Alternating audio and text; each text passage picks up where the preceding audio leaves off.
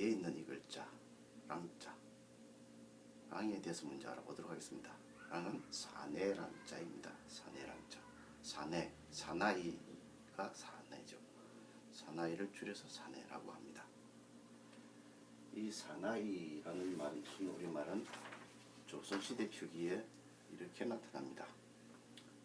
사나히, 사나히, 사나히, 사나해, 사나해, 사나해. 이 중에서 이 두 번째 사나해는 잘못 분석한 것으로 보입니다. 표기자가 아희와 산아희라고 자기 멋대로 오분석해서 저렇게 표기한 것으로 보입니다. 다르게 표기한 다른 표기들처럼 이렇게 적어야 올바른 표기라고 생각됩니다. 어쨌거나 사나이 똑같은 말을 이렇게 적었는데 이 사나이의 원래 말은 사나였던 것으로 추측이 됩니다. 사나, 사나. 이것이 원래 말인데 여기에 이가 덧붙어서 사나히, 사나이, 사나해 이렇게 됐는데 이 말이 히읗종성치언이었다고 아마 생각한 것 같습니다. 그래서 사나히, 사나해 이렇게 적은 것이 생각됩니다. 이것이 원래 말이 아니고 이것이 원래 말, 즉 원래는 사나였을 것이라고 추측하는 근거는 무엇이냐 하면은 이것은 조선시대 표기인데 그 이전인 고려시대에 중국의 손목이라는 사람이 와서 고려시대에 고려에 왔다 갔는데 중국에 들어가서 쓴 책이 계림유사라는 책입니다. 그 계림유사에 보면은 고려 사람들은 남자를 가리켜 초남이라 했다라고 기록이 되었습니다. 남자를 고려 사람들은 초남이라 했다. 초남, 초소는 부전되었습니다. 초성의 시옷, 치읓음은 왔다 갔다 넘나들었습니다. 백제 초고왕을 소고왕이라고도 했습니다. 김유신의 동생 이름 흠춘을 흠순이라고도 했습니다. 김춘추의 아버지 이름은 용춘 또는 용수라고 했습니다. 그리고 신라 미추왕을 미소왕이라고도 했습니다. 치읓, 시읒음이 왔다 갔다 넘나드는 것을 알 수 있습니다. 그래서 써넘, 이 초남의 중국어 발음은 현대 중국어음은 짜넌입니다. 짜넌, 난이 아니고 니은 받침 난, 짜넌, 짜난. 그러니까 사나라는 말을 이렇게 음사하여 준 것입니다. 음차가 아니고 음사. 왜? 우리나라 사람이 아니고 중국인이 자기네 말로 외국어를 그대로 음만 그대로 뺏겨 쓴 것입니다. 음차와 거의 비슷하다고 보시면 됩니다. 계림유사에 이렇게 되어 있기 때문에 사나히가 아니고 사나가 원형일 것이다. 이것보다 먼저 사나였고 거기에 이가 붙어서 사나이가 됐을 것이라고 추측하는 것입니다. 그러니까 신라시대에는 이것을 꽃사나라고 했을 것이라는 얘기입니다. 앞에 것은 꽃 화자입니다. 꽃은 된소리가 된 것이고 그 전에는 꽃 이러한 형태였습니다. 조선시대 시조라든지 두시은혜 같은 데 보면은 꽃을 이렇게 표기해놨습니다. 고지라고 고지, 고전 이렇게 표기를 해놨습니다. 꽃.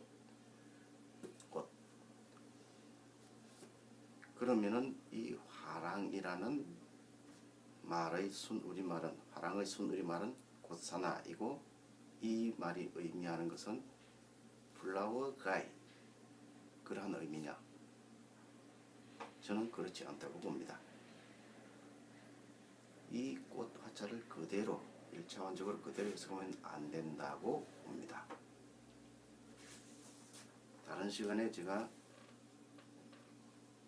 사어가 되어버린 우리말 꽃에 대해서 얘기한 바 있습니다.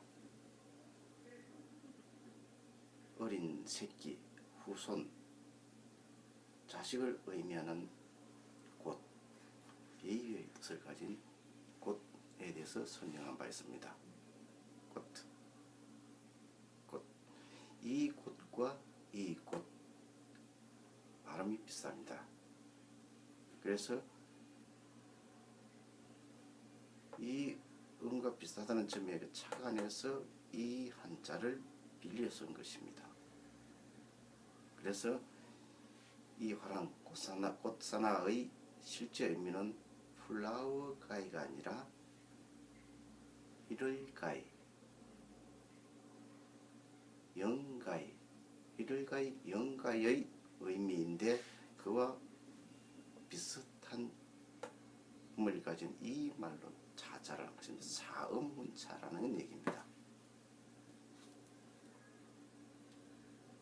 실제 화랑은 귀족의 어린 자제들을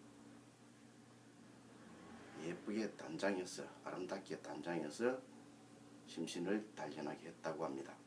그러니까 꽃 같은 사내 아이란 뜻이 아니라 사나이 중에서 어린 사내 꽃사나를 화랑 꽃이라고 표기했다는 얘기입니다.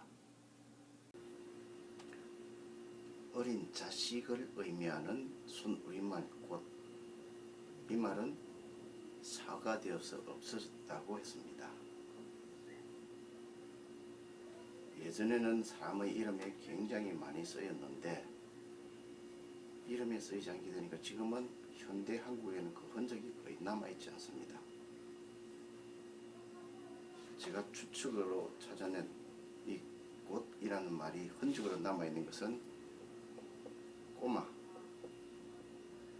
꼬마라는 말, 그리고 꽃각시, 그리고 꼭두각시라는 말에 그 흔적이 남아있다고 생각합니다.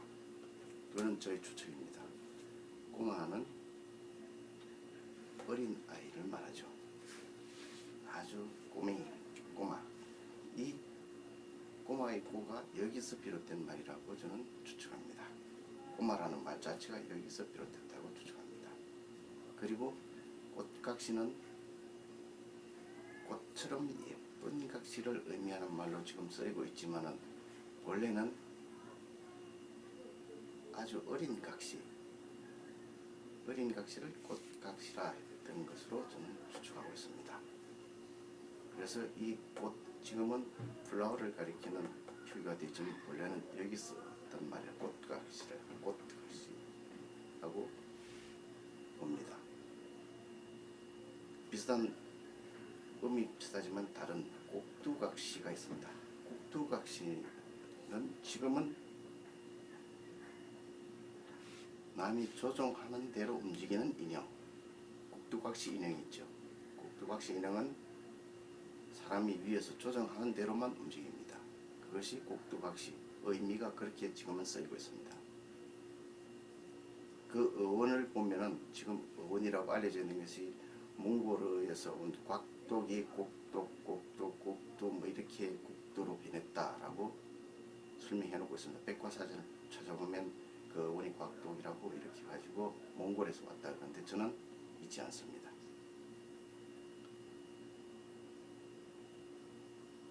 꼭두각시 인형 말고 꼭두각시 춤이 있습니다. 지금도 초등학교, 유치원 이런 데서 무슨 운동회 같은 것을 학예 발표회 같은 것을 하면 꼭두각시 춤을 춥니다. 꼭두각시 춤. 그 꼭두각시는 사람이 조종하는 대로, 남의 조종하는 대로 움직이는 괴뢰, 즉 조종하는 대로 움직이는 것이 아니라 어린 각시를 말합니다. 꼭두각시 춤의 그 꼭두각시는. 그래서 꽃각시, 꽃처럼 예쁜 각시, 꼭두각시는 조종하는 대로 움직이는 꼭두각시 인형의 그 꼭두 달라졌지만 원래는 같은 어린 아이, 베이비를 의미하는 데서 온 말이라고 생각합니다. 다르게 표기도 다르고 완전히 다르게 분화가 됐지만은 원래는 같은 어원에서 나온 말이라고 저는 본다는 것입니다. 그래서 사어가 된 이 꽃의 흔적이 여기에 남아있다라고 본다는 얘기입니다. 저희 견해가 그렇다는 얘기입니다. 이것이 정답이라는 얘기는 아닙니다. 꽃사내, 어린 사나이라는 의미에서 꽃사나라고 꽃사나라고 일컬었던 말을 이렇게 화랑이라는 한자로 표기했다 했는데, 만약에 이 꽃사내를 다른 한자로 또 표기한다면 어떠한 한자로 표기할 수 있을까? 처랑이라고 쓸 수 있을 것입니다. 장수를 나타내면 꽃처자지, 꽃처자, 꽃사나, 이렇게 쓸 수 있을 겁니다. 이것은 사음훈창 글자입니다. 또 다르게 표기한다면 견랑이라고 표기할 수도 있을 것입니다. 견은 굳을 견자입니다. 조선시대 문유도원들을 그린 안견이라는 화가가 있죠. 안견의 실제 우리말 이름은 구디, 구디가 실제 이름입니다. 안견. 역시 굿사나이니까 굿사나, 굳은 사나이라는 의미가 아니죠. 어린 사나이라는 의미입니다. 그래서 이것도 사음훈창 글자입니다. 이 갑은 장산곶, 호미곶 할 때의 그 꽃입니다. 꽃. 바다를 향해서 이렇게 좁고 길게 난 것을 꽃이라고 합니다.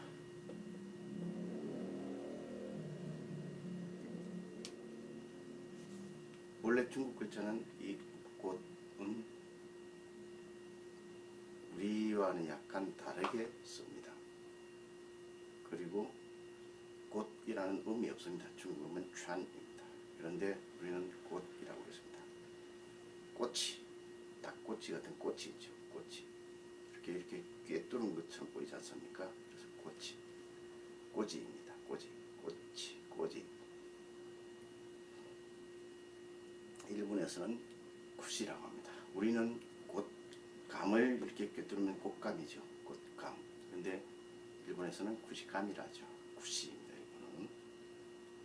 그러니까 이렇게 해서 꽃랑이라서도 역시 어린 사내, 꽃사내라고, 사내라는 말을 표기할 수 있는 글자가 된 것입니다.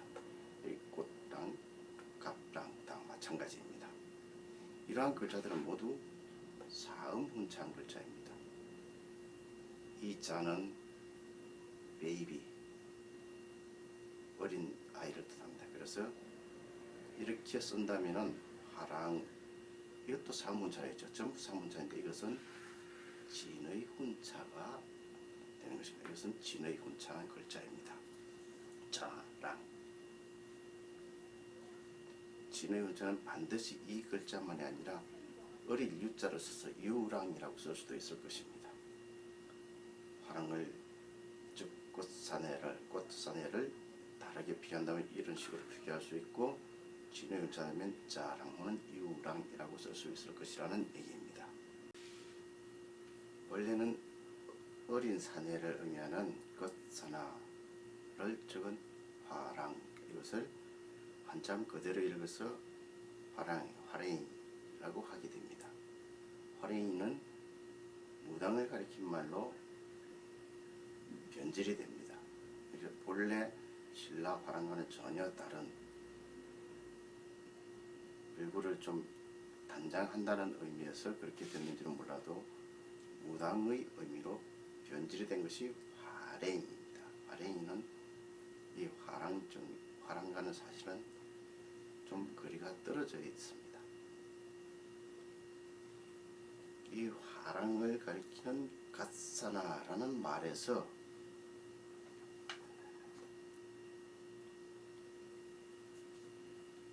발음이 변해서 가스나, 경상도 방언의 제지바이를 가리키는 말이 가스나, 가시네입니다. 가시나. 이것은 가스나, 화랑에서, 이 화랑을 가리키는 가스나에서 비롯된 말이라고 생각합니다. 겉사나는 사나이 중에서 어린 사나이, 사나이가 아직 되지 않은, 말하자면 변성이도 거치지 않은 어린 사내이니까 계집아이 같이 그런 어린 사내 아이를 얼굴을 이렇게 단장을 하고 하니까 계집아이 같았겠죠. 그래서 꽃사나 아직 사나이답지 못하다는 뜻을 꽃사나 이런 말이 계집아이를 의미하는 말로 완전히 변해버린 것입니다. 그래서 가스나 가시나 가시네 이런 경상도 방언의 계집아이를 의미하는 가스나는 저는 화랑을 가리키는 말에서 변질되어 온 것이라고 변해온 것이라고 생각합니다. 또한 이 가스나가 이렇게 갓나에서 시옷음이 약화가 되면 갓나가 됩니다. 갓나. 경상도 방언과 저 함경도 방언은 비슷한 면이 있는데 북한의 갓나 식객의 갓나 여성을 가리키는 말 가시나를 즉 계집아이를 가리키는 말로 쓰이는 이 갓나가 역시 여기서 같은 말에서 하나는 가스나로 변하고 하나는 갓나로 변한 것으로 생각됩니다. 화랑은 어린 사내 아이들의 무리를 가리키는 말이었습니다. 화랑 이전에 어린 여자아이들의 무리가 있었습니다. 여자 낭도들이 있었습니다. 그것을 원화라고 했다고 합니다. 원화는 그러면 여자 낭도들의 모임인 이 원화는 순우리말로 뭐라고 했을까? 추찰의 근거가 따로 없습니다. 저는 이것이 비롯하다, 비로소 라는 말을 이러한 글자로 진의 후창 것이라 봅니다. 비로 산 꼭대기 중에 비로봉이 많이 있죠. 그 비로봉의 비로가 어떤 것의 시온이 되는 가장 최초가 되는 이 한자에 해당하는 말이라고 합니다. 전국에 산재하는 많은 비로봉들은 대부분 불교적인 용어인 비로로 되어 있습니다. 그래서 불교에서 비롯된 그런 산봉우리 이름이라고 알려져 있는 경우가 대부분입니다. 저는 그렇게 보지 않고 비로봉의 이 비로가 바로 비로소 할 때의 그 비로,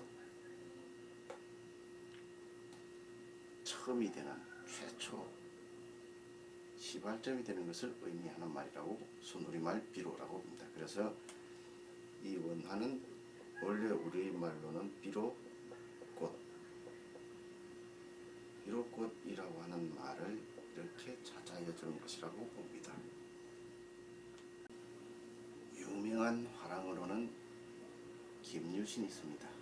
신라 화랑 중에서 가장 유명한 사람은 김유신일 것입니다. 그리고 화랑하면 바로 떠오르는 것이 관창이죠.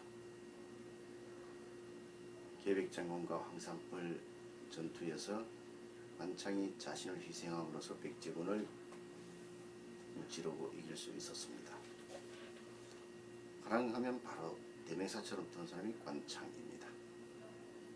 잘 알려져 있지는 않지만 사다함이 있습니다. 사다함은 거의 알려져 있지 않지만 저는 이 사다함을 아주 중요한 인물로 봅니다. 그리고 모죽지랑과 향가 모죽지랑가의 주인공인 죽지, 이 죽지에 대해서 죽지랑 깃바랑 뭐 이렇게 되는데 랑을 붙이기도 하고 붙이지 않기도 합니다. 이 장춘랑, 파랑, 서론랑 전부 랑이 붙어 있습니다만 랑을 빼고 이름만 적었습니다. 모죽지랑가 그리고 향가 찬기 바랑가의 주인공 둘 다 화랑이죠.